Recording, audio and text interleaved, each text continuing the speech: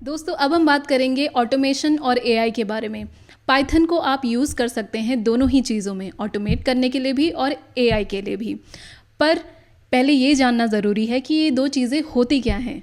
सबसे पहले automation. Automation का अर्थ होता है किसी भी मैनुअल टास्क को रिप्लेस या मिनिमाइज़ कर देना। जैसे कि आपको याद है कि पहले ट्रैफिक सिग्नल पे ट्रैफिक पुलिस खड़ी होती थी और वो डायरेक्शन दिया करती थी, पर अब ज़्यादातर जगहों में ट्रैफिक लाइट्स होती हैं। तो इससे फ़ायदा क्या होता है, एक तो ट्रैफिक पुलिस का हम बेहतर यूज़ कर सकते हैं कुछ अलग कामों में, और दूसरा एरर के चांसेस भी कम होते हैं क्योंकि एज ए ह्यूमन बीइंग हम लोग गलतियाँ ज़्यादा करते हैं पर मशीन कम गलती करती है। तो ये एक अच्छा ऑटोमेशन का एग्जाम्पल है। तो ऐसे ही आपको अपने करियर में भी ऑटोमेशन के डिसीजंस लेने होते हैं।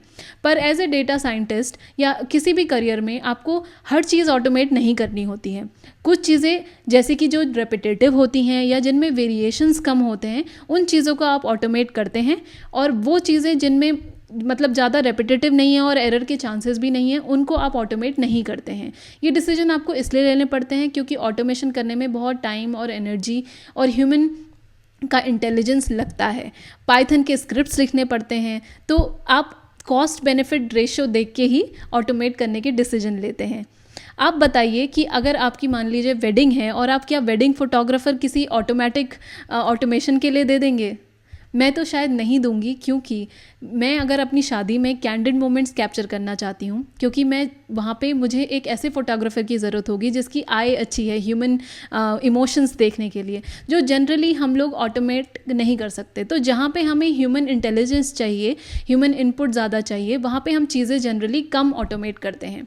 ऐसा ही एक एग्जाम्पल है कि आपके पास जैसे आपका स्टार्टअप बिजनेस है, तो क्या आप वहाँ पे चीज़ें जाते ही ऑटोमेट करना शुरू कर देंगे? नहीं, क्योंकि स्टार्टअप बिजनेस में चीज़ें जनरली रेपिटेटिव नहीं होती हैं। दूसरा, चीज़ें बहुत वेरिएशन होता है वहाँ पे, आपको पता नहीं कि मार्केट कैसा है, आपका प्रोडक्ट किस तरीके से है, बहुत टाइम आपको उस बिज़नेस में नहीं हुआ है, तो बहुत सारे बदलाव होते रहते हैं। तो ऐसी सिचुएशन में भी आप ऑटोमेशन में फोकस नहीं करते हैं।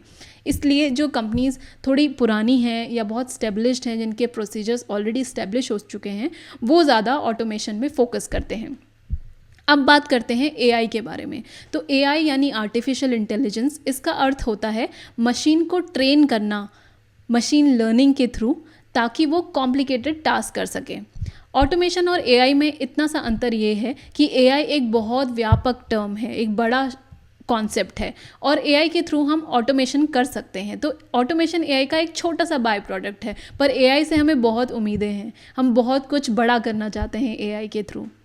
और अच्छी बात यह है कि अगर आप पाइथन सीख जाएंगे तो आप ऑटोमेशन और एआई भी आराम से सीख पाएंगे, क्योंकि पाइथन को दोनों ही चीज़ों के लिए यूज़ किया जाता है।